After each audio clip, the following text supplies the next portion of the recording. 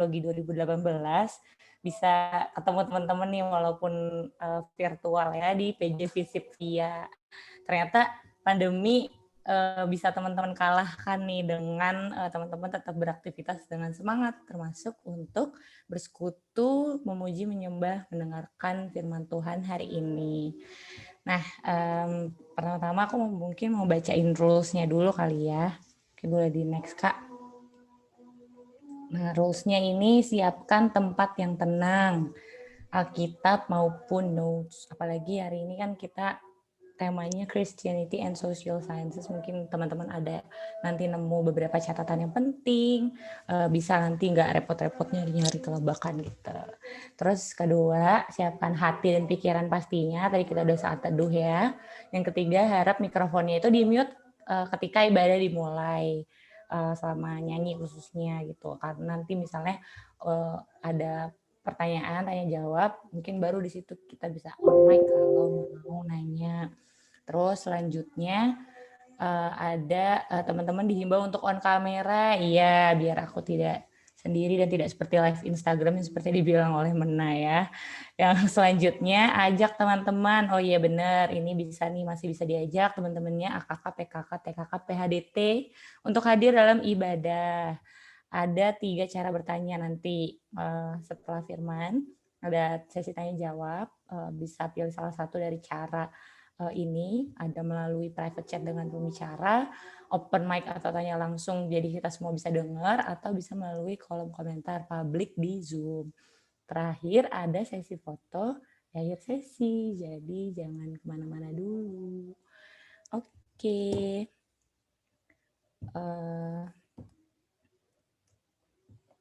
Oke, sip. Mari untuk memulai ibadah kita pada siang hari ini, aku ajak teman-teman semua untuk ayo kita berdoa. Kita berdoa.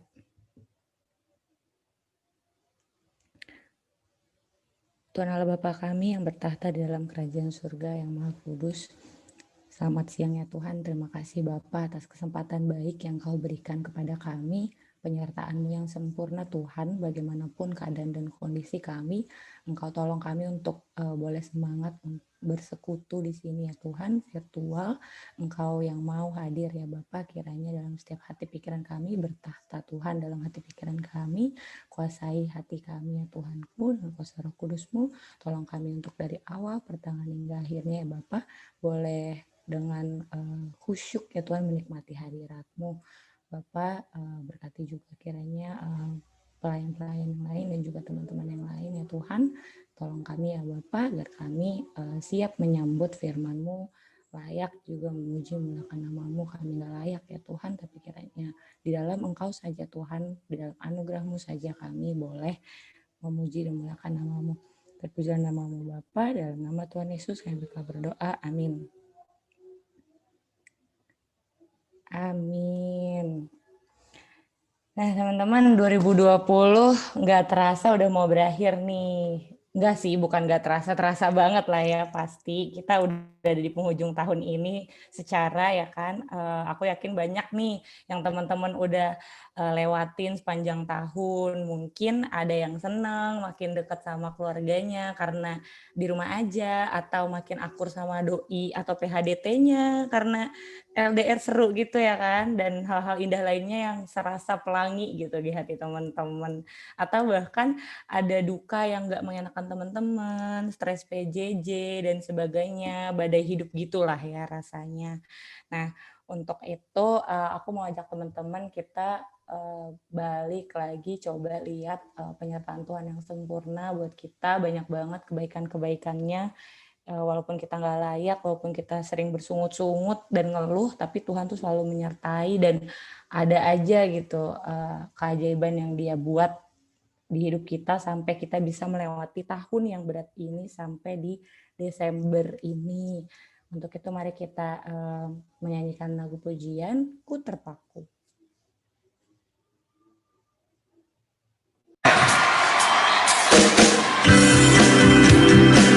Let's just sing this song together.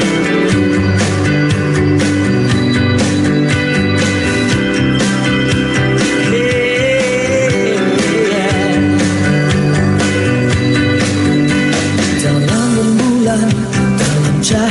mentari, di gelap badai dan indahnya pelangi,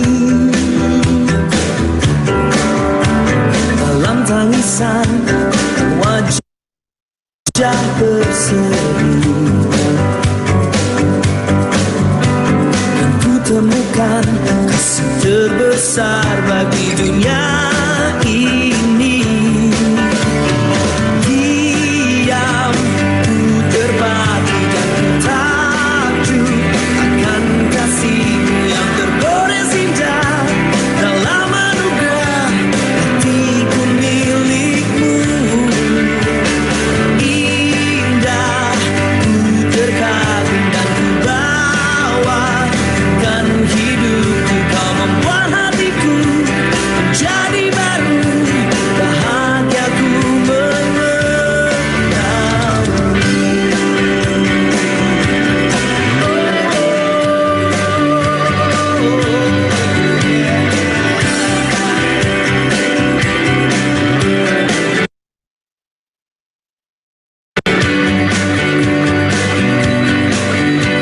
Dalam rembulan, dalam cahaya mentari, di gelap badai dan indahnya pelangi, dalam tangisan dan wajah berseri, dan ku temukan kasih terbesar bagi dunia ini. Diam, ku terpaku dan ku takjub akan kasih-Mu yang tergores indah. Dalam anugerah hatiku milik-Mu. Indah, ku terkagum dan ku bawakan hidupku. Kau membuat hatiku menjadi baru, bahagiaku mengenalmu.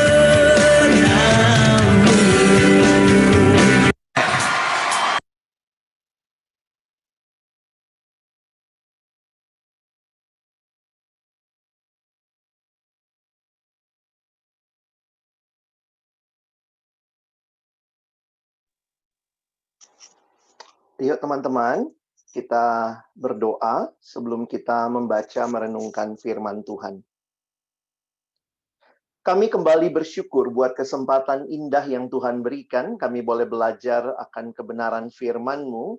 Kami mohon ketika kami akan membuka firman-Mu, bukalah juga hati kami. Jadikanlah hati kami seperti tanah yang baik, supaya ketika benih firman-Mu ditaburkan, itu boleh sungguh-sungguh berakar, bertumbuh, dan juga berbuah secara nyata di dalam hidup kami. Berkati hamba-Mu yang menyampaikan, setiap kami yang mendengar, juga interaksi di antara kami. Tuhan tolonglah kami semua agar pada akhirnya kami bukan hanya jadi pendengar, tapi boleh jadi pelaku-pelaku firman-Mu di dalam kehidupan kami. Berkati waktu ke depan, dalam nama Tuhan Yesus, Sang Firman yang hidup, kami menyerahkan pemberitaan firman-Mu. Amin. Shalom, selamat siang teman-teman sekalian. Saya bersyukur kesempatan ini Tuhan berikan membahas satu tema juga yang visip via banget gitu. Saya coba pikir-pikir gitu waktu persiapan gitu ya, apa ya yang bisa dibagikan dalam perspektif yang tentunya ini sangat luas ya pembahasan tema ini. Tapi nanti abang coba memberikan kerangka berpikirnya. Kita anak fisip via ngerti lah ya. Saya kasih frame of reference thinking-nya, bagaimana kita harus berpikir tentang topik ini. Tapi nanti juga banyak hal yang teman-teman mesti mikir sendiri gitu ya dalam pergumulanmu untuk benar-benar mendalami topik ini. Saya kasih starternya untuk teman-teman punya kerangka berpikir lah waktu membahas tentang tema ini. Jadi saya mulai dari bagian firman Tuhan yang saya pikir juga ini menjadi landasan bagi kita untuk melihat bagaimana orang Kristen harusnya hadir dalam dunia. Jadi sebelum kita bicara tentang Christianity and Social Science, kita melihat ya bagaimana orang Kristen dalam kehadirannya dalam dunia. Firman Tuhan dalam Yohanes 17 ayat 15 sampai 19, teman-teman bisa baca, ada di layar, saya sudah tuliskan semuanya. Aku tidak meminta supaya engkau mengambil mereka dari dunia, tetapi supaya engkau melindungi mereka daripada yang jahat. Mereka bukan dari dunia, sama seperti aku bukan dari dunia. Kuduskanlah mereka dalam kebenaran, firman-Mu adalah kebenaran. Sama seperti engkau telah mengutus aku ke dalam dunia, demikian pula aku telah mengutus mereka ke dalam dunia. Dan aku menguduskan diriku bagi mereka, supaya mereka pun dikuduskan dalam kebenaran. Kalau teman-teman perhatikan konteks dari bacaan kita, ini adalah doa Tuhan Yesus. Di dalam Injil Yohanes pasal 17. Yesus berdoa bagi kemuliaan Bapa dinyatakan, dia berdoa bagi murid-muridnya dan juga bagi orang-orang yang akan percaya kepada murid-muridnya, yaitu tentunya kita, gereja Tuhan ya. Nah, bagian doa ini sebenarnya doa Yesus bagi murid-muridnya di tengah-tengah kehadiran murid-muridnya di dalam dunia. Ya, saya kasih garis saya bold di situ tulisan Yesus berkata mereka bukan dari dunia. Tapi ayat 18 dia katakan aku telah mengutus mereka ke dalam dunia. Jadi unik sekali melihat bagaimana relasi antara orang Kristen dan dunia. Ada 3 sikap utama yang seringkali jadi pilihan orang-orang yang mengatakan dirinya murid Kristus waktu hadir di dalam dunia ini. Nah, nanti sambil kita lihat, coba evaluasi kamu kira-kira yang seperti apa. Ya. Nah, yang pertama, ada orang-orang yang menarik diri dari dunia. Jadi melihat, oh ini dunia, ini semua fana begitu ya, sehingga dia cenderung menarik diri dari dunia. Di dalam masa-masa yang lalu sebenarnya ada juga kebiasaan hidup membiara ya, memisahkan diri, hidup dalam satu komunitas secara khusus ya. Nah, ini ada konsep seperti itu, menarik diri dari dunia. Yang kedua, ada juga konsep ya udahlah kita dalam dunia ini ya udahlah hidup aja. Apa yang orang dunia lakukan ya kita lakukan. Toh kita juga orang Kristen adanya di dunia begitu ya. Kita belum di surga nih gitu. Nah yang ketiga ada yang bilang oh kita nggak bisa. Kita mesti ambil jalan tengah. Play safe. Tapi waktu saya pikir-pikir masalah play safe ini mengambil jalan tengah sebenarnya ini orang yang pelin-pelan. Jadi nggak punya prinsip. Seringkali kalau semua mayoritas mungkin mengatakan ikutin ini ya ikut gitu ya. Nanti ikutin itu ya itu. Jadi sebenarnya jalan tengah itu sebenarnya pasti dia akan terjebak juga dalam salah satu jalan lain yang dipilih. Nah, dari 3 sikap ini, bagaimana seharusnya sikap kita? Yang mana sikap kita? Sebenarnya kalau nanti teman-teman pelajari lebih mendalam, kita tidak diminta melakukan salah satu dari 3 pilihan di atas, tapi sebenarnya Yesus memberikan kita pilihan yang keempat. Ini prinsipnya saja, nanti teman-teman kalau mau akan lebih mendalam, menarik sekali memperhatikan pasangan kata-kata yang muncul di Injil Yohanes 17 dalam doa Yesus, yang saya kutip adalah, in the world, but not of the world. Jadi murid Tuhan itu ada di dalam dunia. Teman-teman kita harus menyadari kita di dalam dunia.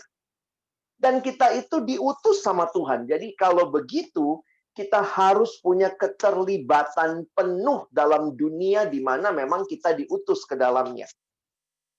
Tapi pada saat yang sama, kita bukan dari dunia.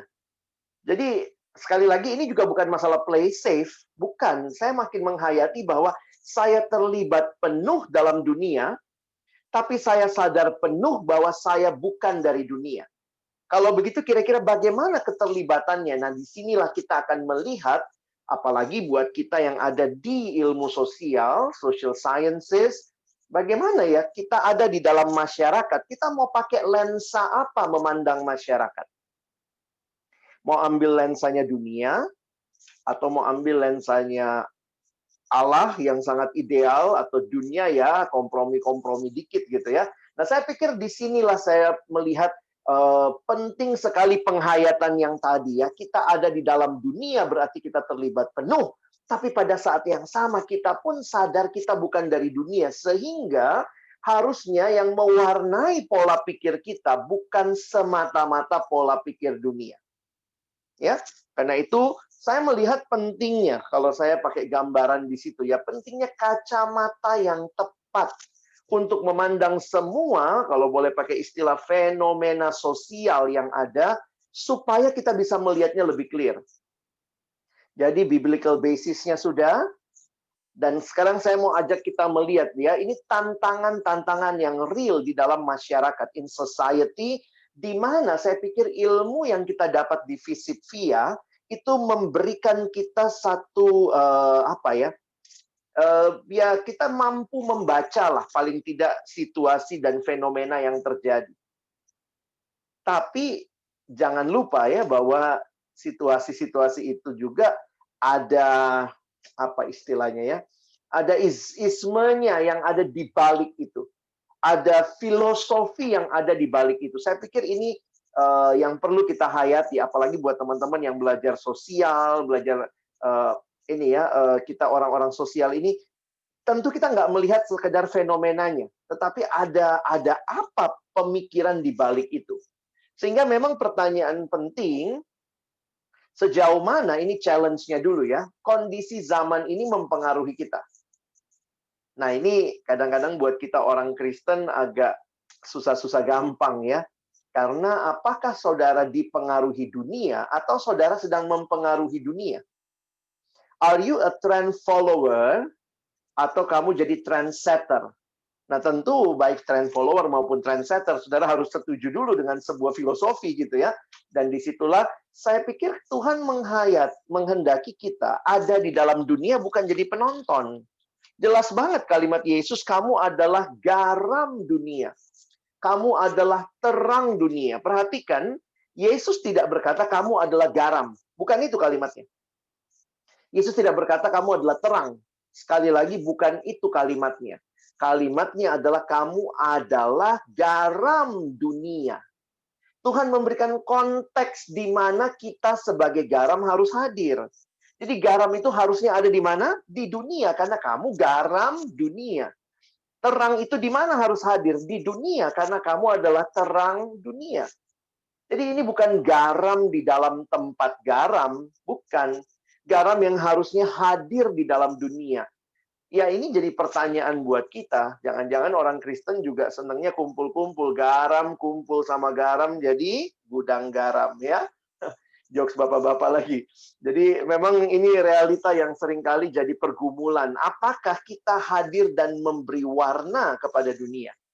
Nah, karena itu lihat nilai-nilai apa yang teman-teman harusnya sebagai orang sosial bisa melihat fenomenanya dan kemudian apa saja gejala dan dampaknya ya. Misalnya sekularisme, teman-teman sosiologi lah bisa bicara lebih jauh gitu ya. Lalu nanti kalau kita bicara ada yang namanya pragmatisme, ada consumerism. Saya dulu anak komunikasi belajar iklan ya. Iklan itu kan kita membuat bagaimana yang orang nggak butuh, tapi jadi butuh gitu ya.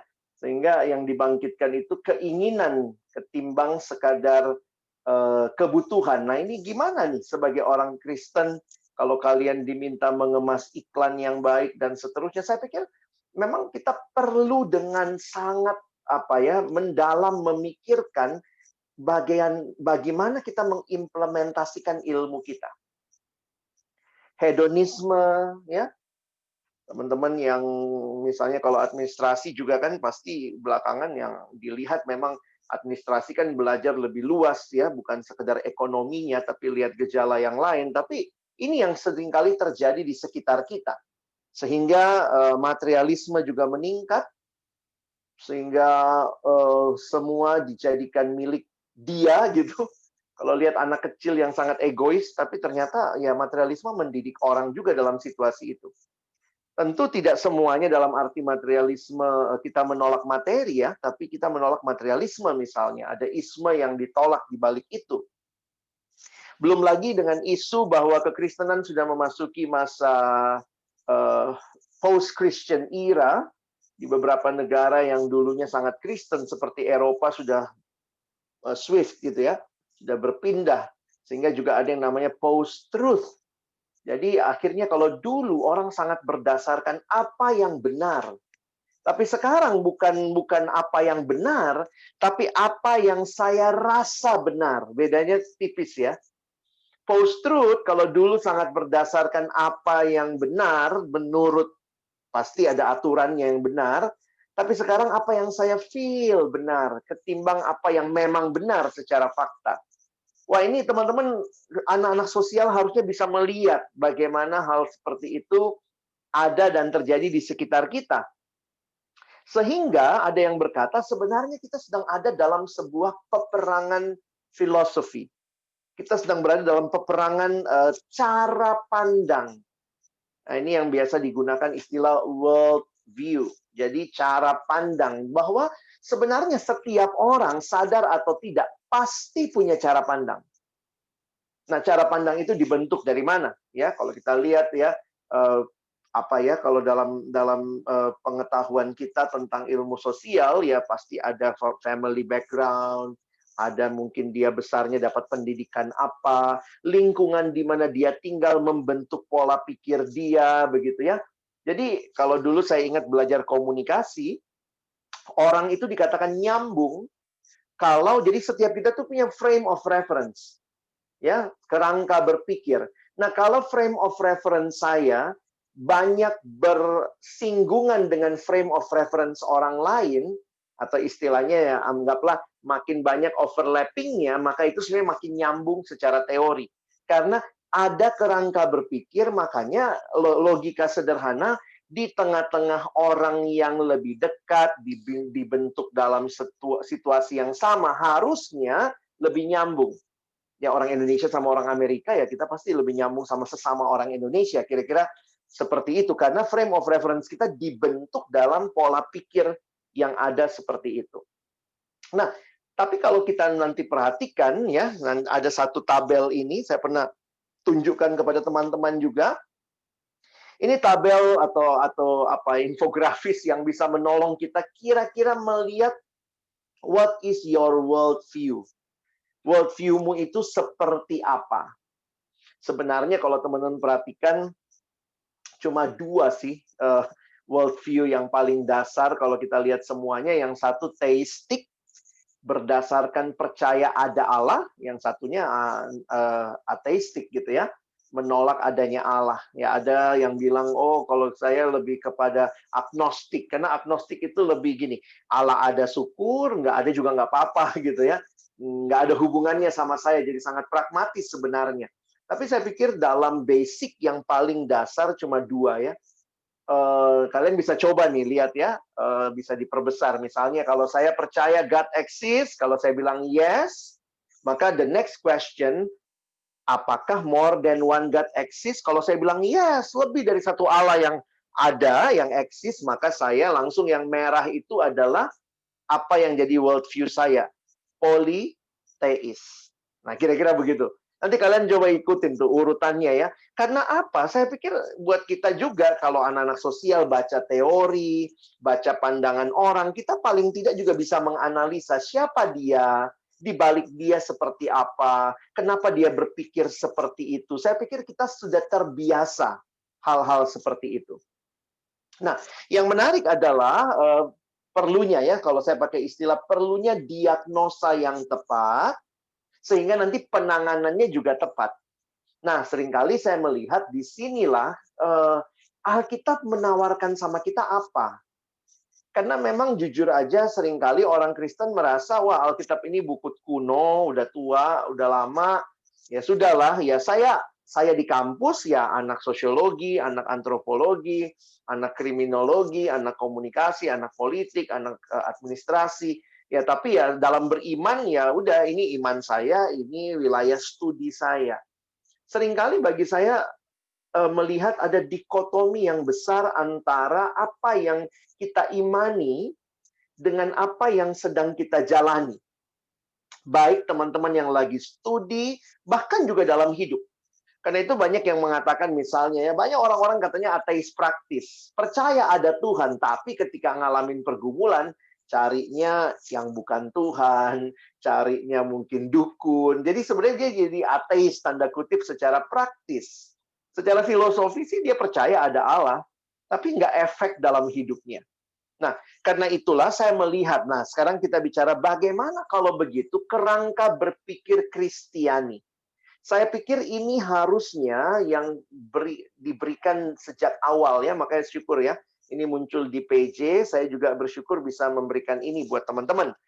Jadi kita perlu yang namanya cara pandang Kristen. Kacamata kita, atau pakai istilah sederhana, cara pandang itu, worldview tadi, kita mau bicara worldview Kristen. Saya mengibaratkannya seperti kacamata. Kalau kita pakai kacamata, misalnya warnanya merah ya, maka semua realita yang kita lihat jadi merah karena ada filter kacamatanya dia. Nah, kira-kira begini, bagaimana cara pandang Kristen ini ketika kita memandang semua fenomena, realita yang ada, kita bisa melihatnya secara pandangan Alkitab. Nah, di sini memang cara pandang Kristen seringkali ya orang melihat ya bahwa iman sama ilmu itu yang tadi saya bilang ya, selalu kayak bertentangan, saling terpisah satu sama lain. Ada juga yang protes, kenapa sih ngomong cara pandang, kita butuh yang praktis-praktis aja gitu ya. Tapi ya kalau kita anak sosial sih menyadari, jangan ngomong praktis doang loh. Di balik lu praktis, pasti ada filosofi yang lu yakini. Kira-kira gitu kan ya. Makanya saya sangat menyadari kalau bicara, saya ambil dari buku dari pendeta John Stott. Nanti teman-teman bisa cari judul bukunya Isu-isu Global ya. Isu global dalam dunia, dia mencoba menyoroti ini dalam sudut pandang Kristen. Dan dia bilang jangan takut mulai dengan cara pandang, karena cara pandang akhirnya selalu berakhir dengan tindakan. Karena apa yang kita nilai, pikirkan, akan menuntun kepada keputusan dan tindakan. Jadi bagaimana memandang dunia dari perspektif Kristen? Maka dia ingatkan bahwa, yang menarik ya, dia menawarkan pentingnya mengembangkan, memiliki dan mengembangkan akal budi Kristiani. Saya senang dengan pendekatan Bapak John Stott karena dia menggali dan tidak anti-intelektual. Dia tetap meyakini akal budi adalah anugerah Tuhan. Soal akal budi sudah jatuh dalam dosa, yes. Tapi bukan berarti kita tidak bisa menggunakan akal budi hanya karena sudah jatuh dalam dosa. Karena itu dia menawarkan, menuntun akal budi itu dalam perspektif kebenaran. Nah, karena itu beberapa buku penting, kalau kalian tertarik, jadi jangan pikir cuma buku sosial yang tentang isu sosial begini ya. Banyak buku Kristen yang ditulis oleh orang-orang yang secara khusus berbicara Christian worldview, mencoba memberikan pandangan yang lebih dasar dan lebih signifikan. Karena memang jujur ya, kalau kita mempelajari bahwa di dalam melihat realita dunia, seringkali kita memandang gejala di permukaan. Saya pikir tidak heran di Eropa, abad-abad yang lalu, mereka mengembangkan karena menyadari teologi itu jadi mata kuliah wajib dalam semua ilmu. Nah, sangat khusus di ilmu sosial ya. Makanya kalau kalian perhatikan mungkin, mata kuliah iya. Karena theology is the mother of science. Itu pemahaman yang muncul di mana harusnya orang belajar teologi dulu baru belajar yang lain. Jadi MKDU-nya itu harusnya teologi. Nah, itu dikembangkan di beberapa universitas Kristen sekarang yang kembali menggali semua harus dapat teologi sehingga bisa melihat isu yang lain dengan kacamata yang benar. Nah, itulah yang dikembangkan adalah akal budi Kristiani. Nah, buku yang baik adalah buku yang ditulis juga oleh Harry Blamers. Kalian bisa cari nanti. Harry Blamers menulis begini. Akal budi Kristiani bukanlah akal budi yang dipenuhi melulu oleh topik agamawi. Yesus, Roh Kudus, malaikat, ya bukan cuman itu. Melainkan akal budi yang dapat berpikir tentang topik yang paling duniawi, paling duniawi sekalipun secara Kristiani. Nah, menarik ya. Jadi kita bisa nggak ngomongin pelacuran? Oh, bisa. Orang Kristen harus berpikir mendalam, misalnya tentang kalau kalian misalnya bikin tesis atau skripsi misalnya tentang pelacuran, bisa nggak? Oh, bisa. Dalam pembicaraan kekristenan, kita bisa melihat apa sih yang sebenarnya terjadi dengan fenomena ini, ada apa di balik itu. Jadi akal budi Kristiani bukannya nggak mau berpikir hal-hal yang lain, tapi akan memikirkan semua topik yang bahkan paling duniawi dalam cara pandang konteks Kristen. Nah, bagaimana pengembangannya? Nah, lihat kerangka berpikirnya ya. Akal budi Kristiani secara sederhana dapat menggunakan acuan Alkitab. Jadi kita Alkitab tuh kalau diperes gitu ya, katanya ada 4 pembagian zaman ya, kalau mau pakai istilah yang di sini ya. Keempat pembagian itu yang seringkali disebut sebagai Christian world view. Kenapa? Karena Alkitab kita memberikan kepada kita bukan hanya cerita-cerita yang terpisah, tapi seperti yang pernah saya bahas, Alkitab berbicara tentang the whole story, the whole Bible as a single story. Sebuah cerita yang dimulai dengan ada pencipta, berarti kita adalah orang-orang teistik yang percaya pada ada Allah yang mencipta, itu dasar berpikir kita. Lalu kemudian ada, nah kita lihatlah ya, ada penciptaan, lalu jatuh dalam dosa, lalu ada penebusan, dan kita percaya ada pemulihan, ada consummation, ada penggenapan dari dunia milik Allah ini. Nah, jadi teman-teman, menarik sekali, Alkitab memberikan kepada kita cara pandang ini. Alkitab membingkai kita untuk melihat segala sesuatu dalam kacamata ini. Nah, biar gampang kita lihat satu-satu ya. Apa itu creation? Creation itu adalah Allah menciptakan. Maka di dalam creation, kata kuncinya adalah yang baik. Apa yang baik? Penciptaan, seluruh alam semesta, ciptaannya milik Allah, itulah sebabnya penciptaan itu baik. Jadi selalu kalau lihat sesuatu, misalnya ya, kita ambil contoh, kalian lihat satu sistem tertentu, maka waktu kalian melihat sistem itu mungkin terkait dengan ketidakadilan atau upah buruh yang tidak tepat, maka selalu mesti lihat, pertama yang baik itu apa konsepnya? Yang baik itu harus menuntun kita melihat bahwa ada desain awal dari semua hal. Dan ingat, Allah adalah Allah yang juga menciptakan sistem. Kalau begitu, dalam sistemnya Allah yang baik, yang diawali dengan manusia adalah gambar Allah, Kejadian 1, bagaimana sebenarnya sistem upah dalam buruh misalnya? Jadi cara berpikirnya selalu lihat sesuatu mulai dari apa yang baik. Lalu, nah ini mau lihat penjelasannya bisa kalian dapat slide-nya, tapi ini cara menuntun cara berpikirmu aja. Pertama, apa yang baik. Yang kedua, apa yang jahat. Karena fall, kejatuhan, di saat dunia tidak lagi menjadi seperti yang Allah maksudkan pada saat penciptaan. Jadi, keberadaan manusia telah terkontaminasi oleh dosa. Jadi teman-teman, sebenarnya Alkitab ini bukannya mensimplisistik melihat segala sesuatu masalahnya dosa, karena memang demikian adanya.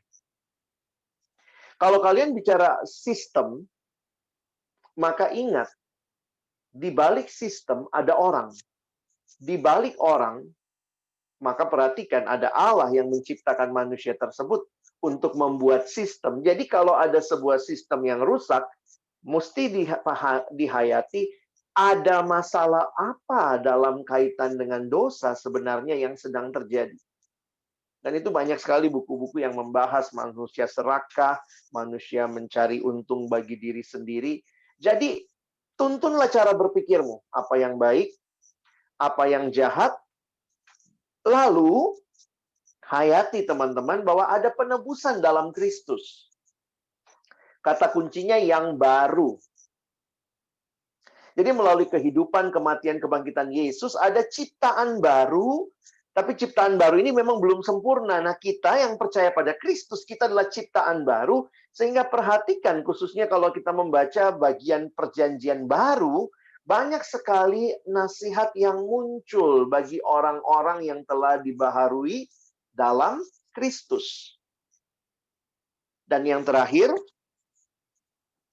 yang sempurna. Karena ini bicara penggenapan. Jadi selalu lihat apa yang baik, apa yang jahat, apa yang baru, dan ingat yang baru itu belum sempurna, sehingga kita masih menantikan. Yang keempat adalah penggenapan apa yang sempurna. Teman-teman, inilah cara berpikir singkat aja. Kalau lihat sebuah isu, bikin paper gitu ya, coba lihatlah.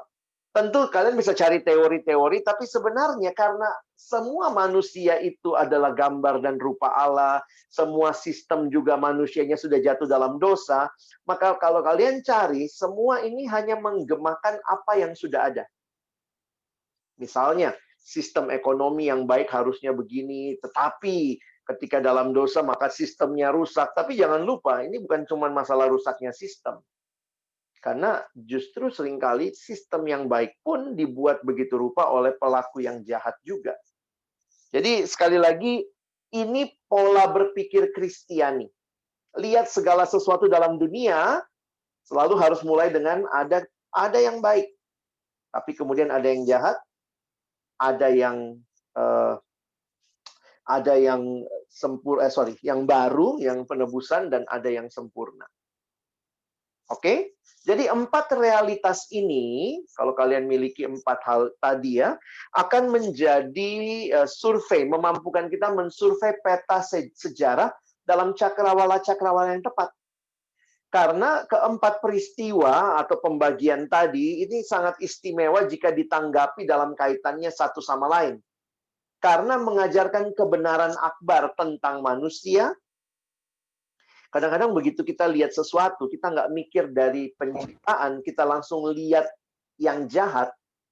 Nah, sebenarnya kan rata-rata paper-paper kita di kampus kan selalu ngelihatnya dari masalahnya apa. Coba lihatlah, pola ilmiah kan selalu ada masalah apa. Tapi mari gali di Alkitab, sebenarnya ada desain awal. Nah, desain awal itu kalau kalian temukan itu, kalian akan menikmati tuh. Kebenaran tentang Allah, tentang manusia, tentang masyarakat, yang bisa mengarahkan pemikiran kita. Oke? Jadi ini kayak memberikan kalian pola pikir baru, begitu ya, waktu mengerjakan segala sesuatu. Dan bayangkan, ketika 4 pembagian ini menerangi bidang hukum, bidang ekonomi, jadi kita bisa pikirin bidang apapun, bidang sosial, ya, bidang teknologi, taruhlah di bawah kerangka berpikir ini, bidang seni budaya, politik, ya. Nah, saya masuk lebih jauh. Mungkin nggak kita mengembangkan akal budi Kristiani? Mungkin. Karena Allah telah mengaruniakan 4 pemberian. Jadi coba kita cek. Bagaimana caranya mengembangkan pola pikir Kristiani ini? Cek dulu. Tuhan katanya kasih 4 pemberian. Kamu punya nggak 4-4-nya? Pertama, Tuhan kasih akal budi. Punya ya? Otaknya nggak disimpan kan? Jadi menarik nih. John Stott mulai dengan otak, akal budi, tanda kutip ya, yang dapat kita manfaatkan untuk berpikir. Tapi ingat, akal budi juga sudah tercemar dosa, karena itu harus dituntun oleh Alkitab. Teman-teman punya? Kita punya Alkitab ya, yang memberikan kesaksian tentang Kristus, mengarahkan pikiran kita supaya jadi berpikir dengan baik. Yang ketiga, Tuhan kasih sama kita Roh Kudus. Percayakah kamu? MHB bab 1 mengatakan kalau kamu sudah percaya pada Yesus, berarti sudah ada Roh Kudus dalam dirimu. Ingat, dialah roh kebenaran. Sehingga waktu kamu baca Alkitab, kamu diterangi Roh Kudus. Roh Kudus memberikan kita pemahaman, bisa melihat situasi dengan tepat. Dan terakhir adalah komunitas, jemaat Kristiani, gereja persekutuan, yang harusnya juga menjadi tempat yang sama-sama ada teman-teman seiman yang berpikir serius, berpikir mendalam bagaimana orang Kristen bisa hadir membawa pengaruh. Kita punya 4-4-nya. Ya, kalau bicara jemaat Kristiani, puji Tuhan ya, kita punya PO di kampus, tapi juga kita bersyukur pasti ada buku-buku Kristen yang membahas isu-isu sosial. Yang teman-teman mungkin bahas buku-buku sosiologi, buku-buku politik, tapi ada buku-buku Kristen tentang politik, ada buku-buku Kristen tentang sosiologi, yang harusnya itu juga menjadi satu warisan yang baik untuk menolong pemikiran kita. Jadi lihat ya, ada 4 hal yang Tuhan kasih. Bayangkan kalau digabung ini ya, keempat pemberian Allah ini istimewa sekali jika digabung. Ada akal budi, ada buku teksnya Alkitab, ada gurunya Roh Kudus, dan ada sekolahnya jemaat Kristen. Seharusnya mungkin bagi kita untuk mengembangkan suatu akal budi yang semakin Kristiani untuk belajar dan berpikir lebih baik. Saya pikir di kampus kita tidak hanya merindukan kalian jadi orang-orang yang terampil secara ilmu menanggapi masalah-masalah sosial. Tapi kenapa kita orang Kristen? Saya pikir harusnya, makanya biasanya dalam visi PO, kita bukan hanya mau menghasilkan sarjana-sarjana sosial, administrasi, politik. Bukan hanya itu. Tapi berpola pikir Kristiani. Sehingga bisa memberikan kontribusi yang lebih mendasar, saya pikir, dan bisa melihat bagaimana mengembangkan hal ini. Untuk itulah, kita ada di kampus di mana Tuhan tempatkan kita, kampus yang sangat baik juga dalam melihat tentang masyarakat ini. Tapi, sebagai anak Tuhan, apa sih yang jadi pergumulan utamanya? Bukankah pada awalnya yang baik Allah menciptakan segala sesuatu dengan baik? Maka ada awal di mana kehancuran ini, dan Alkitab menyatakan itu adalah masalah dosa. Jadi teman-teman jujur aja ya, bukan berarti kita kalau bicara masalah dosa kayaknya the end of discussion ya, udah nggak bikin paper, ini semua masalah dosa, titik, selesai gitu. Enggak ya.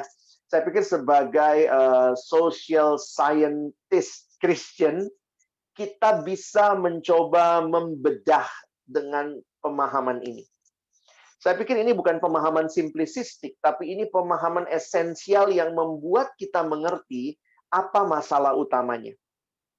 Kadang-kadang kalau kita di kampus, karena memang juga kayaknya tidak bicara iman mendalam gitu ya, kita bicaranya social science, maka yang dilihat ini masalah struktur masyarakat yang kurang baik, masalah demokrasi yang tidak berpihak kepada yang minoritas, ini cuman masalah. Jadi many things di dalam situasi kita, we try to seek for other things. Yang menurut saya itu mungkin bisa jadi salah satu pemicu, atau salah 2 atau salah 3 ya, beberapa hal yang berkaitan dengan pemicu. Tetapi waktu bicara the core of everything that causes trouble, chaos, saya pikir Alkitab bicara jelas sekali, dosa. Dan karena itu, kalau teman-teman mau menjadi social scientist yang benar-benar berdampak, saya pikir kita tidak hanya butuh pemikiran yang kuat, teori-teori baru, melihat situasi, tetapi sadari kalau ini masalah utamanya dosa, this is a spiritual battle.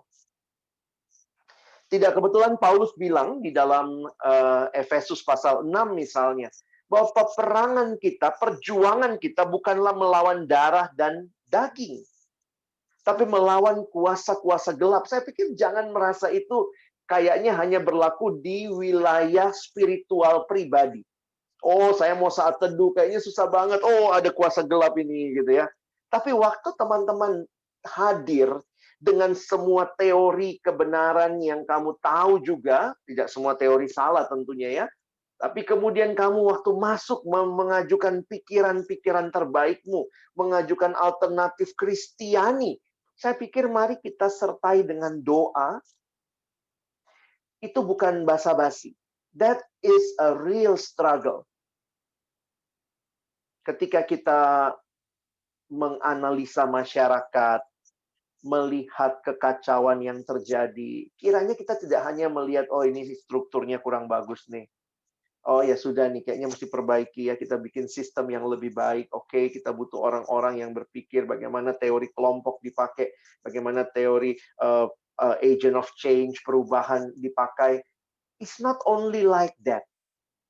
Kalau kalian melihat ini sebagai spiritual battle, saya pikir disinilah pentingnya scientist, orang-orang sosial seperti kita ini punya juga lutut yang bertelut untuk membaharui masyarakat ini. Pengharapan kita apa? Di dalam Kristus ada jawaban.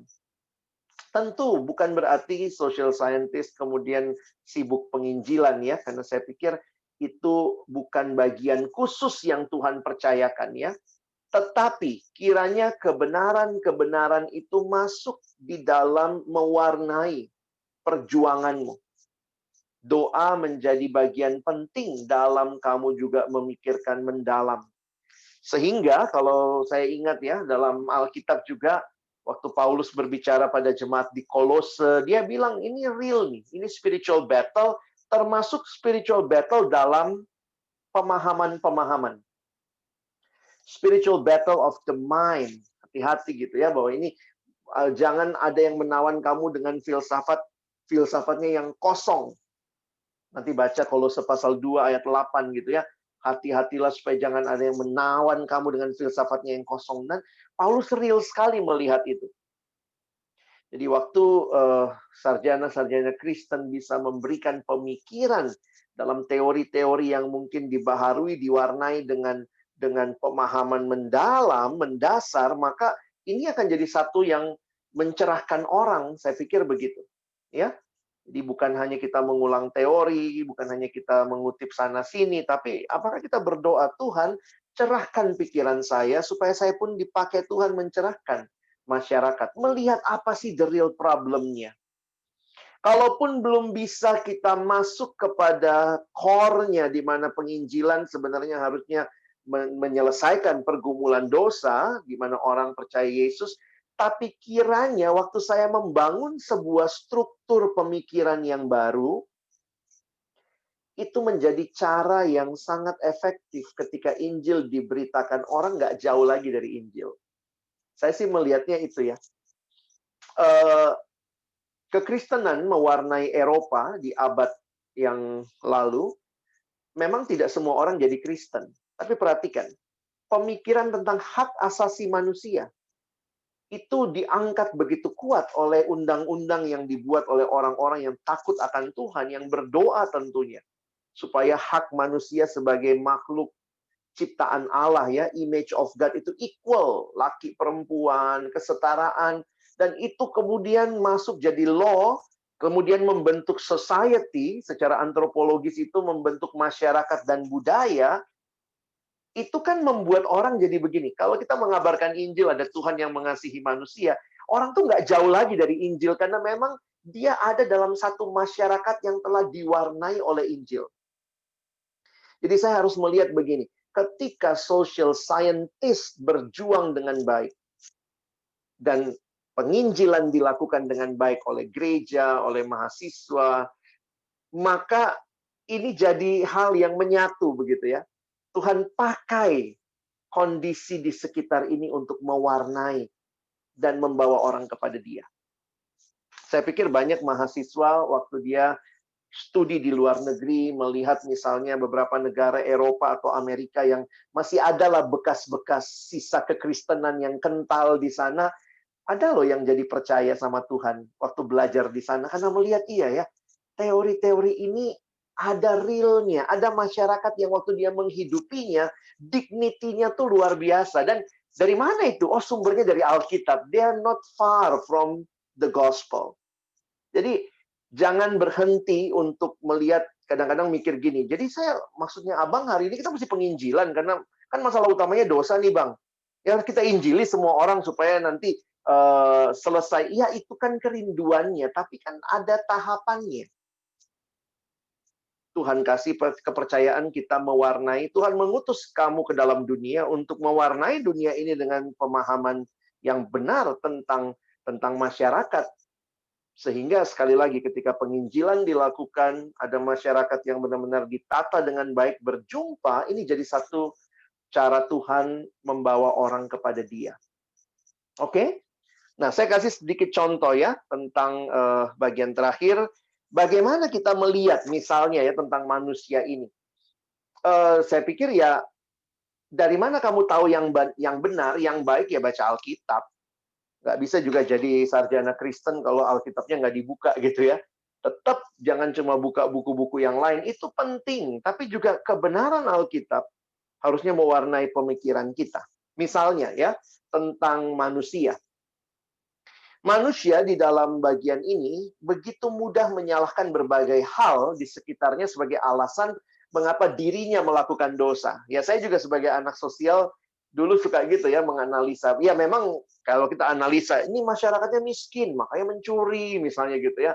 Ini tidak dibangun sistem yang adil, makanya orang korupsi, orang cari celah di sana sini. Hukum pajak itu, anak-anak pajak ngerti lah, anak administrasi ya, bagaimana pajak dimainin. Kenapa? Karena nggak ada undang-undangnya, begitu.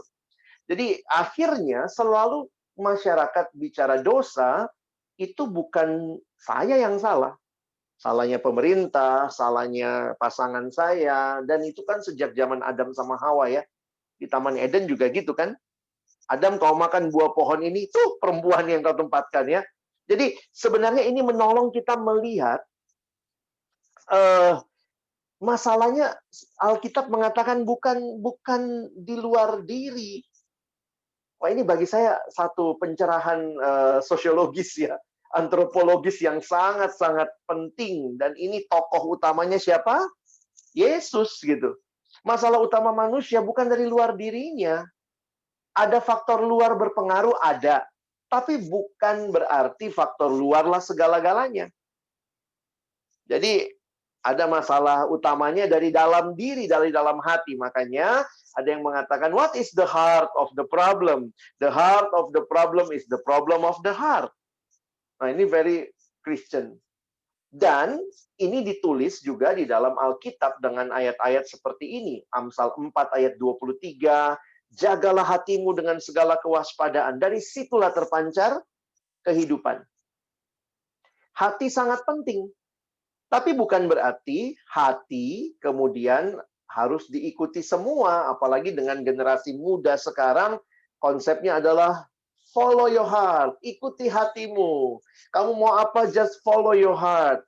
Alkitab berkata hati juga sudah jatuh dalam dosa. Yeremia 17 ayat 9, betapa liciknya hati, lebih licik daripada segala sesuatu. Hatinya sudah membatu, siapakah yang dapat mengetahuinya? Nggak bisa kita bicara ikutin aja hatinya. Tetap ada kebenaran yang harus diikuti. Alkitab nggak pernah bilang follow your heart. Alkitab berkata follow God's word. Ikuti desainmu dari penciptamu. Ikuti firman-Nya, ikuti buku manual penciptamu supaya kamu benar hidupnya. Kira-kira seperti itu. Nah, lihat ini teorinya Yesus tentang masyarakat dan kejahatannya. Matius 15, Yesus berkata, tetapi apa yang keluar dari mulut berasal dari hati. Dan itulah yang menajiskan orang. Lalu dia gambarkannya, Yesus kayaknya luar biasa menganalisa ya. Karena dari hati timbul segala pikiran jahat, pembunuhan, persinahan, percabulan, pencurian, sumpah palsu, dan hujat.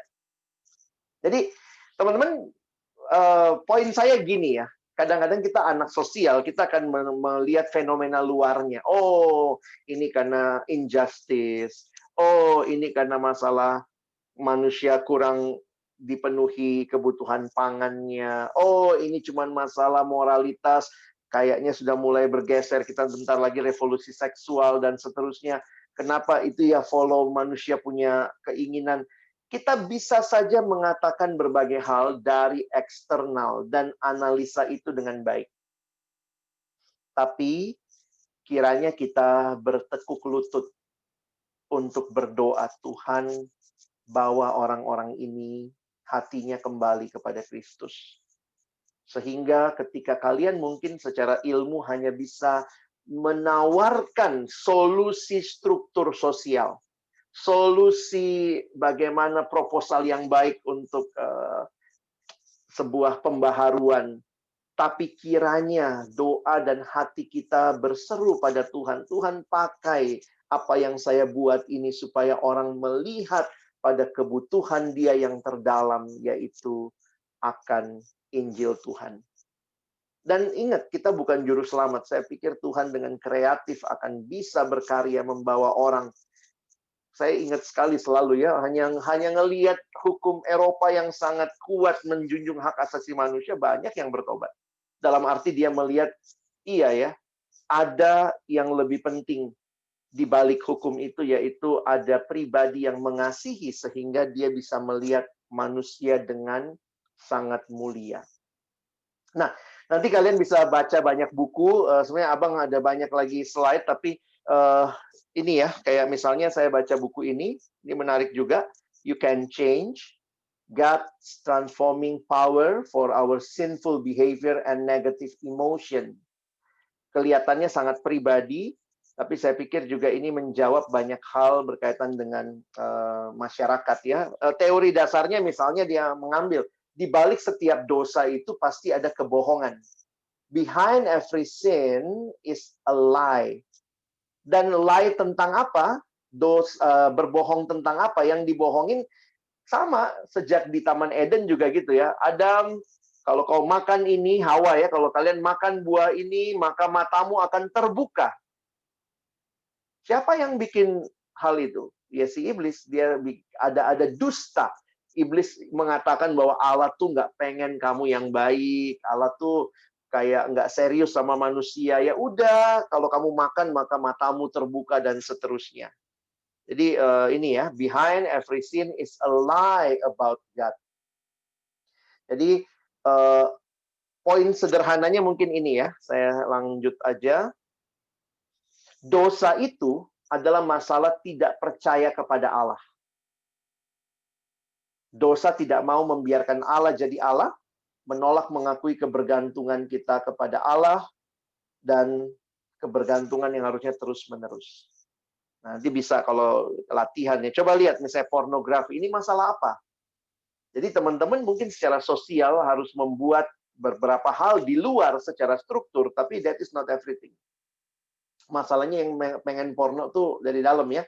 Udah bikin internet sehat juga ya. Kalau tahu proksinya kebuka juga gitu ya. Nah ini masalahnya bukan di sistem keamanan internet semata, tapi hati yang tidak sedang cinta Tuhan, hati yang sedang percaya kebohongan bahwa pornografi bisa memberikan kepuasan. Padahal masalah utama mungkin adalah kesepian. Dan ini jadi pergumulan dosa ya. Dan anugerah Allah penting. Bagian terakhir. Apa langkah praktis selama masa mahasiswa untuk melatih akal budi Kristiani? Ya. Saya harus ingatkan buat teman-teman, perlunya disiplin. Ini kalimat dari John Stott, perlunya disiplin double listening. Listen to the word, baca firman, tapi juga baca dunia. Wah, kadang-kadang kita suka terjebak salah satunya ya. Yang pinter-pinter di kampus, nggak suka baca Alkitab, nggak datang PO. Yang datang PO, sukanya Alkitab doang, nggak suka buku kuliahnya. Gitu kadang-kadang jadi kayak dikotomi ya. John Stott mengatakan mahasiswa atau orang Kristen yang bertanggung jawab ada di dunia, tapi bukan dari dunia. Di tangan kanannya dia pegang Alkitab, di tangan kirinya dia pegang koran. Nah, dia mewakilkan koran adalah kita lihat realita dunia. Ya, ini beberapa hal sebagai langkah praktis. Bangun hidup yang berakar kuat dalam firman. Jangan mimpi jadi social scientist Kristen ya. Tapi nggak pernah mau baca Alkitab. Hanya sekedar rajin baca yang lain. Bukan berarti itu nggak penting. Tapi kalau mau benar-benar dipakai Tuhan juga berakar dalam firman. Kuasai bidang ilmumu dengan baik. Baca buku literatur yang membahas bidang ilmumu dari sudut pandang iman Kristen. Ikuti seminar dan diskusi berkaitan dengan iman dan ilmu. Berdiskusilah tentang isu-isu sosial. Buka wawasan berdiskusimu dengan orang-orang yang dari keyakinan yang berbeda. Belajar mulai menulis. opinimu di koran, di lokal kampus ya, di blog gitu. Teman-teman ini bisa menolong ya, kita bisa selalu melihat ya bagaimana nulisnya Bang. Ya udah, pertama apa yang baik, angkat satu isu, lihat apa yang baik, apa yang salah. Jadi kita memberikan tawaran alternatif, nggak usah pakai ayat, tapi kalian bisa menulis dari kebenaran. Misalnya, semua orang tahu kan, semua agama percaya manusia diciptakan equal. Nah, itu kan nggak usah diteorikan pakai ayat tertentu begitu. Menghasilkan karya ilmiah, kalau tulis skripsi gitu ya, mimpikan itu juga ada gunanya buat masyarakat, bukan supaya lulus doang gitu. Bahas tema-tema berkaitan dengan bidang ilmu di dalam sudut pandang iman Kristen di acara persekutuan rutin di kampus. Dan kemudian mungkin bikin gerakan-gerakan yang bisa lebih real. Anti nyontek, anti rokok, anti narkoba, ini bisa dilakukan untuk jadi satu aplikasi praktis dari yang kita pelajari. Nah, dengan demikian saya rindu ya, student leadership, jadilah pemimpin yang senantiasa hidup di hadapan Allah. Sejak mahasiswa, kamu memimpin dirimu, pimpin lingkunganmu, dan kerjakan panggilan kita jadi garam dan terang. Tapi ingat, nah ini selalu yang saya ingat gitu ya, saya sudah berjuang sebaik pun, tetap saya harus sadar bahwa saya berkontribusi, tetapi saya tidak bisa menyempurnakan, karena the best is yet to come. Kesempurnaan akan datang dengan Allah kembali ke dalam dunia. Tetapi bukan berarti saya tidak melakukan sesuatu, hanya karena yang sempurna belum datang. Karena itu saya ingatkan, ini kalimat penutup dalam buku Isu Global. Kekristenan bukan soal pesimis atau optimis. Ternyata ini dua sikap yang dianggap kurang tepat. Optimis seolah-olah saya bisa membaharui semua masyarakat. Itu jadi sombong. Pesimis, aduh sudahlah, tunggu Yesus datang aja lah, kayaknya nggak usahlah berkontribusi. No, Christianity is not about pessimism or optimism, but Christianity is about hope. Lakukan yang terbaik, lakukan. Kalaupun harus give our best, bahkan nyawa kita lakukan untuk membaharui dunia ini, membaharui masyarakat, tapi kita nggak akan pernah menyempurnakannya sampai Tuhan datang. Itu keep us humble. Itu membuat kita tidak sombong, tapi terus berharap kepada Tuhan. Karena itu doa kita, Tuhan datanglah segera. Belum kawin Bang, tapi kita doa terus loh. Kalau hari Minggu, kita doa, Bapa kami yang di surga, dikuduskanlah namamu, lalu datanglah kerajaanmu. Maksudnya apa? Teman-teman dan saya berharap, di tengah-tengah kita sedang dipakai Tuhan, membaharui masyarakat. Ingat ya, kita kan ada di yang baru. Kita bukan menyempurnakan masyarakat. Kita sedang membaharuinya. Sambil menunggu Yesus datang dan dialah yang akan menyempurnakannya. Alangkah indahnya kalau engkau dan studimu dipakai Tuhan untuk membaharui masyarakat, menanti kedatangannya yang akan menyempurnakan segalanya. Kiranya ini menolong teman-teman memahami bagaimana kekristenan dan ilmu sosial bisa benar-benar jadi bagian yang kita hidupi. Amin.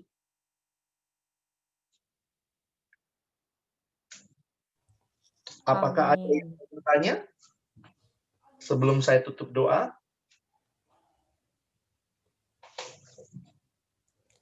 Ya, teman-teman, sekarang dibuka nih Q&A. Boleh dengan 3 cara tadi ya, di publik atau langsung direct message ke Bang Alex, atau bisa juga langsung on mic, biar kita semua juga. Saya baca yang udah masuk ya, Flo. Oke, silakan. Ada yang nanya, Shalom Bang Alex, gimana ya tentang fenomena saat ini yang terjadi, yaitu agama adalah privasi. Ada seorang yang berpendapat dan dia Kristen bahwa dia setuju kalau agama adalah privasi karena dia sering punya pengalaman buruk pas dia ngasih tahu agamanya. Bagaimana kita sebagai orang Kristen memandang hal ini? Apakah kita memang sebaiknya setuju akan pernyataan di atas atau sebaliknya? Dalam menanggapi ini ya Bang, terima kasih. Thank you ya Dek, pertanyaannya. Saya tetap melihat itu cuma terminologi. Dalam arti begini ya, realitanya kalau benar-benar kita hidupi kekristenan kita, nggak bisa tersembunyi ya. Yesus pun berkata, kota yang terletak di atas gunung tidak mungkin tersembunyi. Poin saya adalah mungkin hati-hati kalau kita mengedepankan simbol agamanya. Ya, memang kan ada orang-orang yang cukup anti dengan simbol sekarang ya. Karena kayaknya simbol itu lebih memecah belah.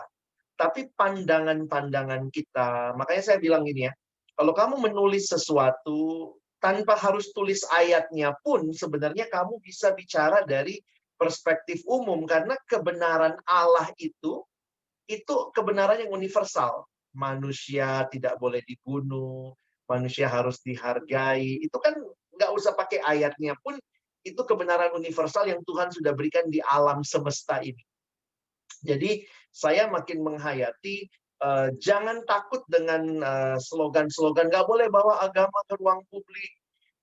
Tapi kan kalau benar-benar kita hidupi itu, maka bukan simbolnya yang saya bawa ke ruang publik, tapi prinsip-prinsip kebenarannya. Nah, mungkin itu yang saya lihat jadi arena bermain kita. Jadi jujur aja kalau saya pribadi tidak terlalu setuju orang bilang agama itu ada di ruang publik, ruang privasi, karena mungkin beragama secara ritualnya silahkan itu di ruang privasimu, tetapi beragama dalam arti dirimu yang ditransformasi oleh kuasa Injil, itu harusnya mewarnai ya pemikiran-pemikiran kita dan juga yang kita sampaikan kepada orang. Orang itu nggak mesti tahu kita Kristen ya, tapi poinnya adalah Tuhan bisa pakai pemikiran kita yang Kristiani itu menuntun orang lebih dekat kepada Injil. Saya melihatnya begitu.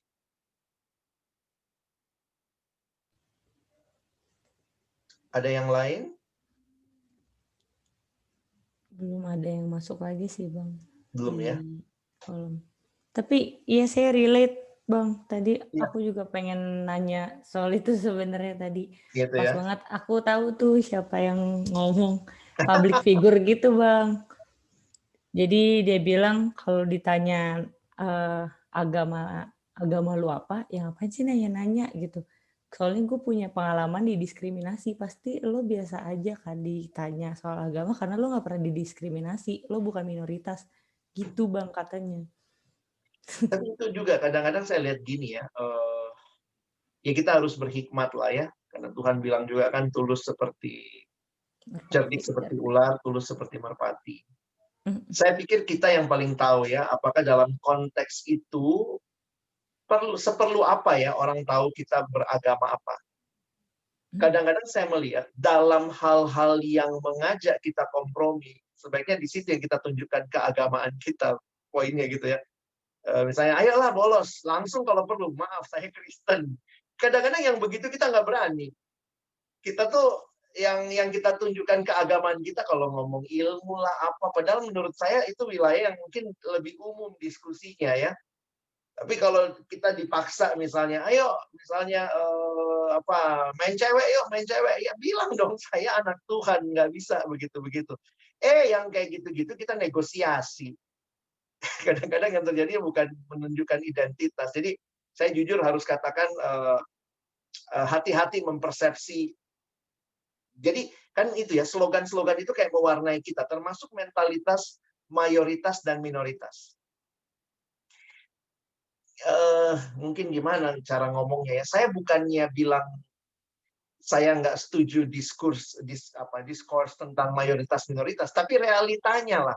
Realitanya memang kita minoritas, mau apa? Maaf, saya setuju realita minoritas, tapi saya tidak suka mentalitas minoritas. Kita itu secara jumlah, jujurlah kalau bicara agama Kristen kita minoritas. Kita semua married nih ya, sorry ya, married semua punya anak, satu orang punya anak 3, tetap masih minoritas. Kalau kita hitung-hitungan statistik ya, karena jumlah mereka yang mayoritas memang lebih banyak, kita di negara ini cuma berapa persen kan. Jadi silahkan bicara mayoritas minoritas, tapi jangan punya mentalitas minoritas. Karena bagi saya mentalitas minoritas itu yang membuat realita minoritas itu jadi makin menyedihkan. Padahal kalau kalian perhatikan misalnya, saya senang dengan di Alkitab, Daniel dan kawan-kawannya itu minoritas loh. Daniel sama 3 temannya ya, SMA, Sadrak, Mesak, Abednego, anak SMA, Sadrak, Mesak, Abednego, berempat mereka. Bagi saya, Daniel ada di Babel itu aja udah minoritas. Tapi belum lagi begini, muncul dalam pertanyaan saya waktu PA kitab Daniel. Apakah Raja Babel hanya bawa 4 orang Yahudi yang remaja ini?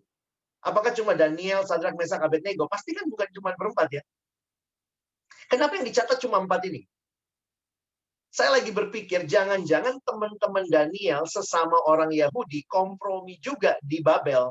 Jadi Daniel itu memang secara jumlah tuh sangat minoritas. Karena dari yang Yahudi, dia yang tidak mau kompromi, di tengah-tengah bangsa yang memang mayoritasnya bukan anak Tuhan, ya minoritas banget, tapi mentalitas dia tunjukkan kualitas terbaik dalam studi, dia dipakai di masa kepemimpinan. Jadi jangan pernah hidup dalam mental minoritas, walaupun realitanya memang kita minoritas. Kira-kira begitu. Oke, Bang Alex, mantap. Gue kok jadi anak fisik banget hari ini ya.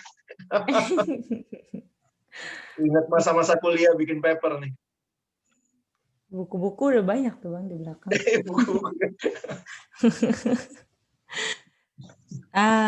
Nggak ada lagi sih Bang kalau di kolom chat publik. Kalau di direct message ada Bang? Enggak, udah nggak ada juga. Ya, nggak ada. Oke deh, ini kayak Angel bilang di Visipia pernah ada bahasan PJ cerdik seperti ular, tulus seperti merpati. Bisa tuh ya dicek di YouTube-nya PO Visipia guys.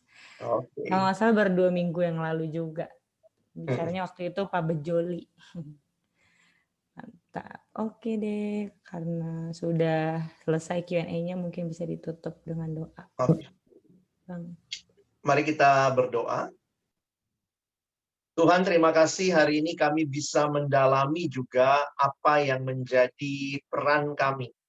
Di tengah-tengah kami belajar ilmu sosial, ilmu politik, ilmu administrasi, ilmu-ilmu yang secara khusus mempelajari masyarakat, tapi kami diberikan juga kerangka berpikir Alkitabiah untuk melihat, menyikapi setiap isu ini dari sudut pandang kebenaran firman. Sekali lagi tolong kami untuk bisa jadi orang-orang yang bertanggung jawab dengan ilmu yang kami miliki, tapi juga lebih dalam melihat Engkau sendiri. Allah yang hidup, Allah yang peduli dengan masyarakat, yang sedang melakukan pembaharuan itu melalui kami.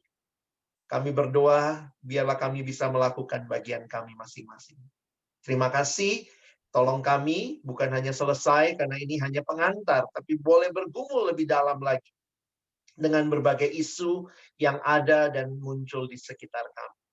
Hamba-Mu selesai berbicara, tapi kiranya Tuhan terus berbicara di dalam hati dan kehidupan setiap adik-adikku, menuntun mereka semakin menjadi garam dan terang di tengah dunia di mana Tuhan hadirkan.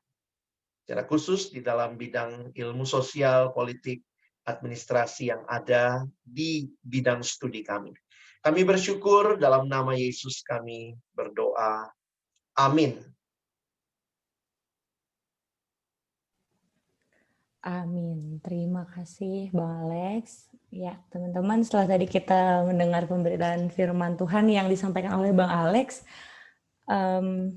sekarang kita mau mendengarkan pewarta.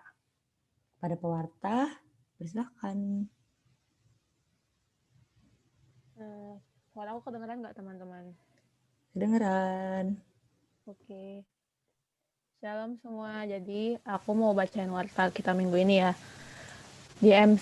Untuk pelayan kita di minggu ini, MC-nya ada Florencia dari Politik 8, dari Sosiologi 18, terus Asyarnya ada Zoya Niaga 20, Puarta Amenikom 18, pendosanya ada Jeremy dari Komunikasi 17, dan slidernya ada Angel dari Komunikasi 17, dan pembicara kita hari ini ada Bang Alex dari Ilmu Komunikasi.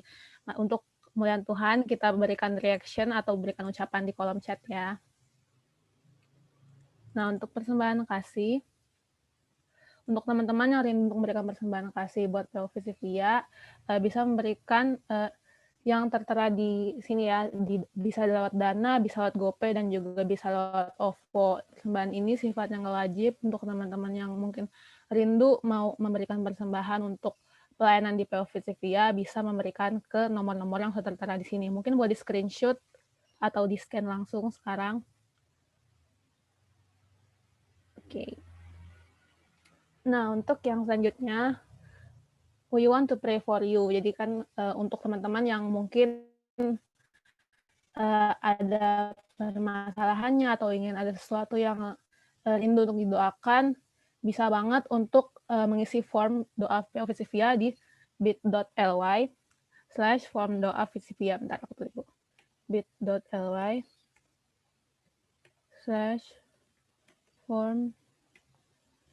doa Visivia. Nah, nanti teman-teman bisa kirim di situ ya untuk teman-teman yang, dan kerahasiaan bakal terjamin, teman-teman tenang aja. Nah, selanjutnya tadi ini mungkin yang udah disinggung juga sama Kak Angel dan Flo, ada buat teman-teman yang ketinggalan PJ atau Perdo kemarin, bisa banget langsung cek YouTube PO Visivia, di sini udah ada lengkap, dan teman-teman juga bisa kalau misalnya mau lihat-lihat yang udah lama, agak-agak lama juga masih ada di sini. Jangan lupa di-subscribe dan di-like juga teman-teman, dan juga di-share ke teman-temannya.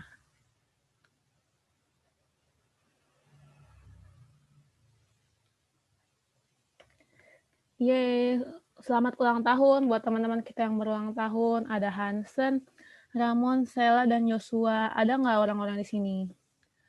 Kalau ada teman-temannya yang kenal yang hadir di sini ada yang kenal, mungkin buat diucapin ya ke mereka selamat ulang tahun. Semoga selalu dilindungi Tuhan dan juga bisa selalu dekat dengan Tuhan.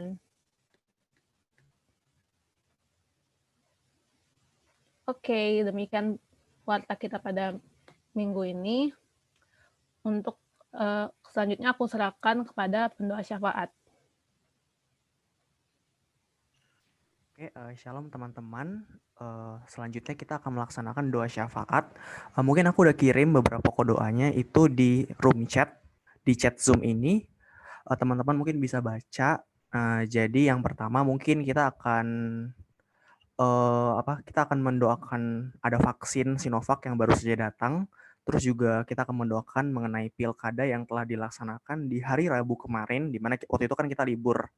Terus juga ada kita akan mendoakan mengenai persiapan Natal PO Visivia, baik itu untuk panitianya maupun untuk para jemaat juga.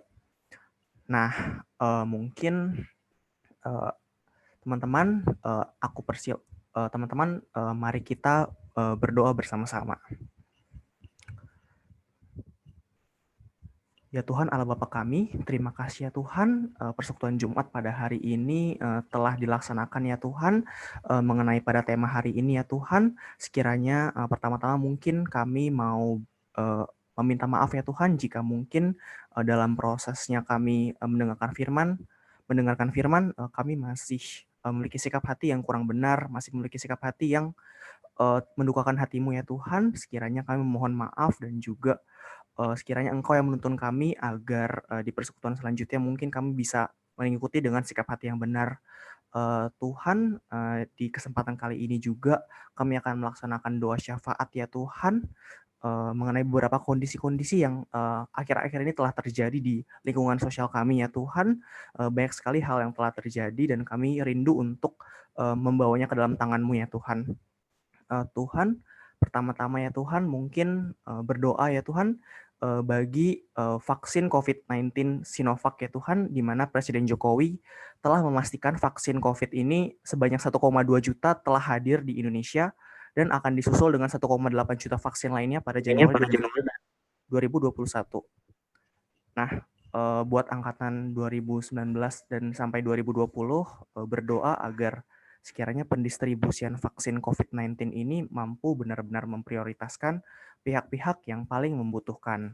Dan buat teman-teman angkatan 2016 sampai 2018, di balik kesimpang siuran mengenai efektivitas vaksin Sinovac dalam mencegah COVID-19, berdoa agar sekiranya Tuhan senantiasa melindungi kesehatan para pihak-pihak pertama yang menerima vaksin ini. teman-teman, aku persilakan untuk berdoa masing-masing.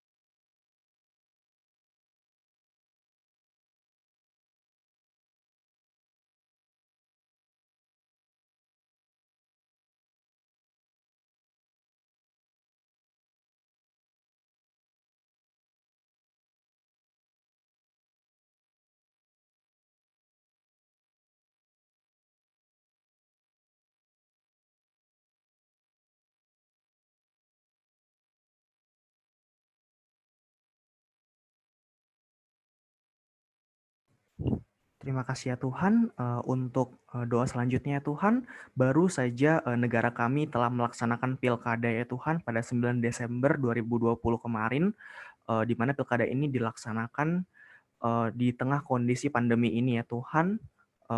Untuk angkatan 2016 hingga 2018, mari berdoa agar sekiranya hasil pilkada ini dapat memberikan hasil yang jujur dan adil dan sesuai dengan kehendak Tuhan saja.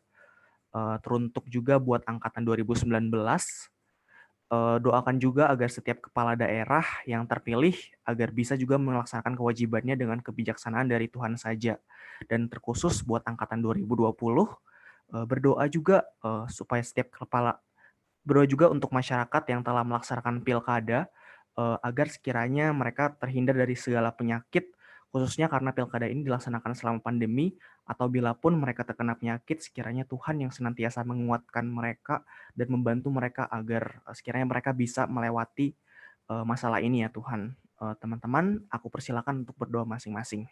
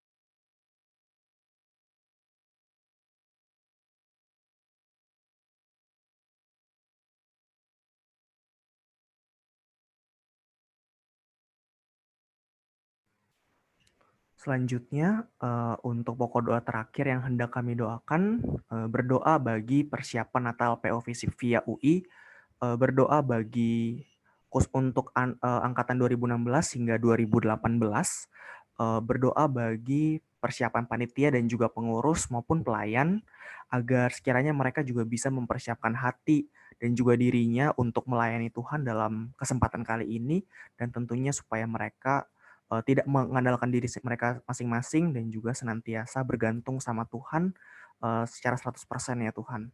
Nah, terkhusus buat angkatan 2019 dan juga angkatan 2020, berdoa juga bagi panitia maupun jemaat agar sekiranya di tengah kondisi pandemi ini, di tengah segala ketidakpastian kita pada saat ini, kita tetap bisa sama-sama menikmati makna Natal, di mana makna kelahiran Kristus ini, dan juga memfokuskan diri kita kepada Kristus di di Natal pada tahun ini ya Tuhan. Sekiranya teman-teman, aku persilakan untuk berdoa masing-masing.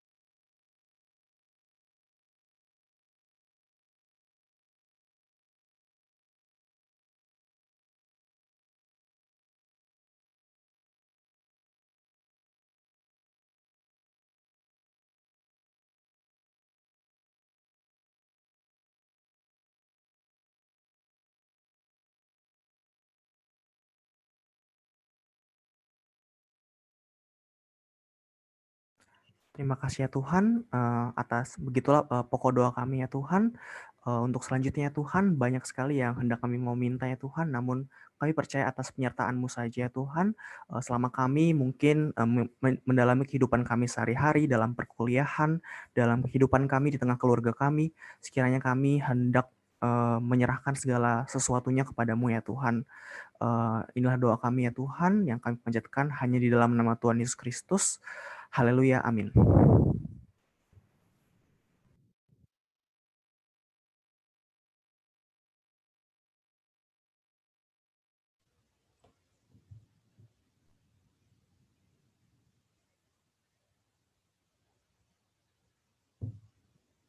Oke. Terima kasih Jeremy dan juga Menai. Ya, teman-teman tadi kita udah dengar pewartaan dan juga telah berdoa syafaat. Dan tadi sudah mendengar pemberitaan firman Tuhan disampaikan oleh Bang Alex. Aku mau ajak teman-teman untuk yuk kita komit untuk gak berkompromi dengan dosa, karena itu pasti menyakiti hati Tuhan ya. Dan kita juga udah semakin dikuatkan bahwa walaupun sekarang ini kita hidup di tengah dunia yang manusianya mendeskripsikan sendiri apa yang ia rasa benar, namun kita imani bahwa apa yang benar itu sumbernya ya apa yang Tuhan bilang gitu, yaitu firman Tuhan. Sebab ia adalah jalan kebenaran dan hidup. Aku juga mau ajak teman-teman untuk ngomong sama dirinya sendiri gitu. Coba tutup mata dan teman-teman tuh nyatakan bahwa Tuhan, aku nggak mau hidup di luar tutur kata firman-Mu. Aku mau menyerahkan hati pikiranku dan memiliki perspektif yang benar, karena kebenaran-Mu ya Tuhan Yesus adalah pilihanku. Untuk itu mari kita menyanyikan lagu Pilihanku.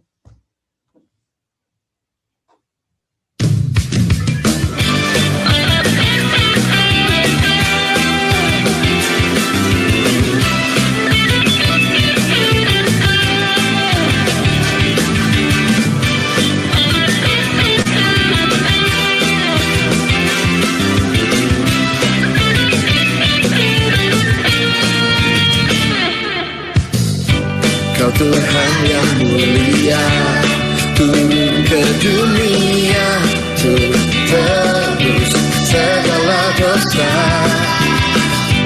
Kau beri keselamatan, beri kesempatan, kasih-Mu mengubahkan.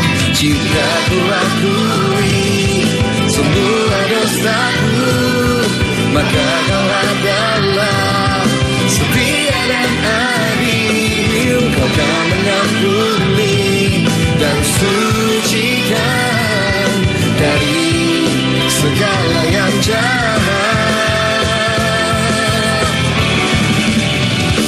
Tak mau ku hidup bagi dunia ini lagi. Tak ingin kompromi, tak ingin lakukan hal yang dapat dukatkan hati-Mu.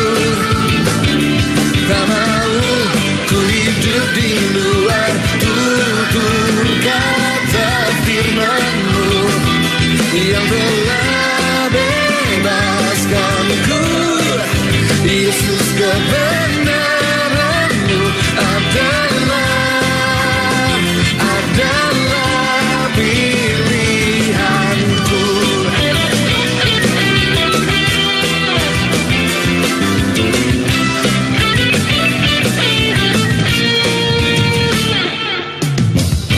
Kau Tuhan yang mulia, turun ke dunia untuk tebus segala dosa.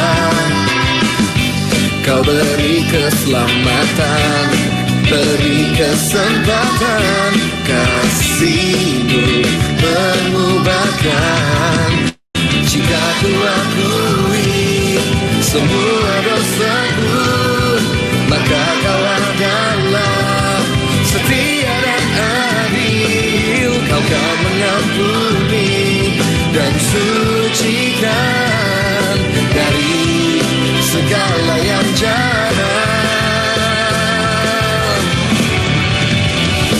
Tak mau ku hidup bagi dunia ini lagi.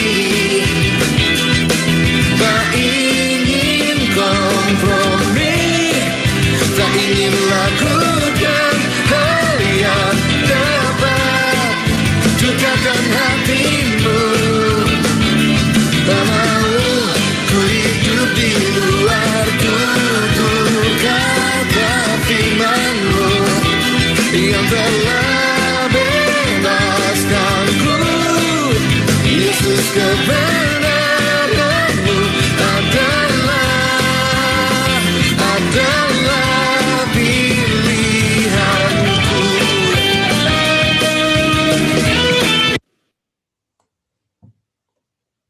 Dipersilakan Bang Alex untuk menutup dalam doa. Mari kita berdoa. Ya Tuhan, biarlah pujian kami menjadi komitmen kami bahwa kami yang sudah ditebus oleh-Mu, yang sudah hidup di dalam Engkau, kami tidak mau lagi ikut dan kompromi dengan dosa dan apa yang dunia ini tawarkan yang tidak memuliakan Tuhan. Kami sungguh bersyukur hari ini setelah kami juga beribadah bersama, menaikkan pujian, berdoa, mendengar firman.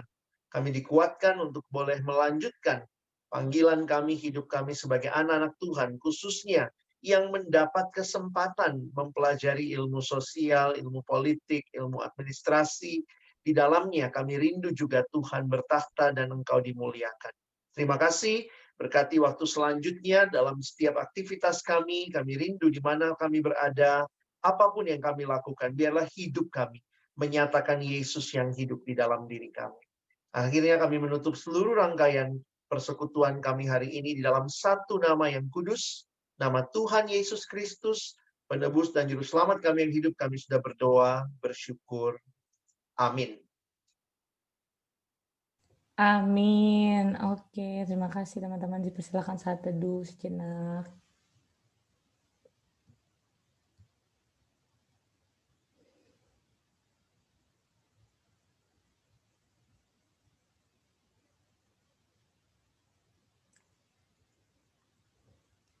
Ya, terakhir nih agenda kita sebelum kita